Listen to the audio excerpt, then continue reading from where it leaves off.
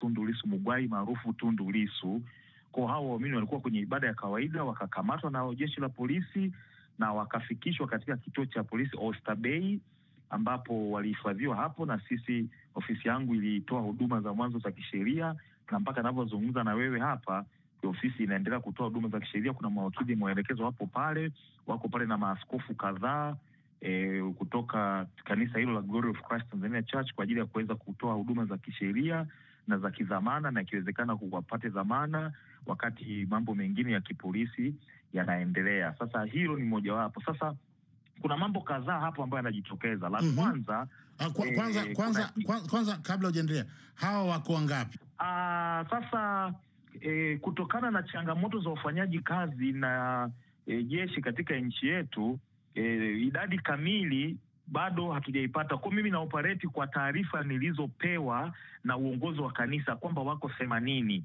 Sasa tutaverify vizuri baada ya wote kuwa wamepata dhamana, tufanye head count, alafu tujue walikamatwa kadhaa na walioachiwa kadhaa, ili tuweze kutoa taarifa sahihi. Kama utakuwa umefuatilia, nilitoa taarifa kwamba nitafanya mkutano na vyombo vya habari hivi karibuni ili kuweza sasa kutoa ripoti yaliyojiri, ikiwemo idadi za watu waliokamatwa, hatua tulizochukua kisheria. Lakini kama narudia tena, taarifa nilizopewa na viongozi wa kanisa ambazo sasa tunaendelea kuzifuatilia mpaka sasa hivi, kama nilivyosema mwakili wangu baada ya kituo cha polisi Oysterbay, ni kwamba walikamatwa watu 80. Sasa kwenye hilo eneo la namba na kuwa mwangalifu, kwa sababu ukitaja namba kuna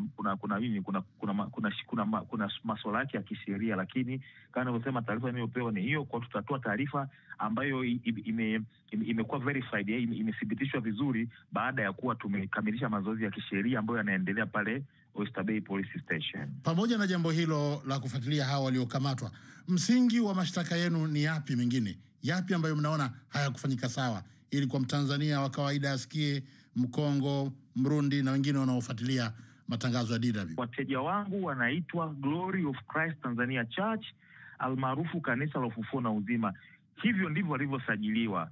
Sasa kuna barua kama nilivyosema imesambaa, inaonekana yenyewe hiyo barua ina jinafasi kwamba imesainiwa na mkono wa msajili wa taasisi za kiraia au taasisi taasisi za kiraia. Hiyo yenyewe imeelekezwa kwa Askofu Josephat Gwajima, lakini inasema taasisi iliyofutiwa usajili inaitwa Glory of Christ Church.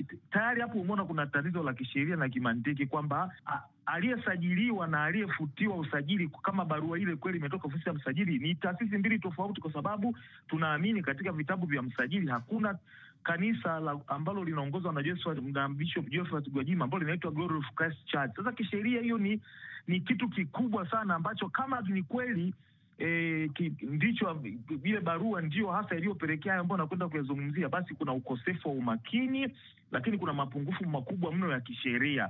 Maana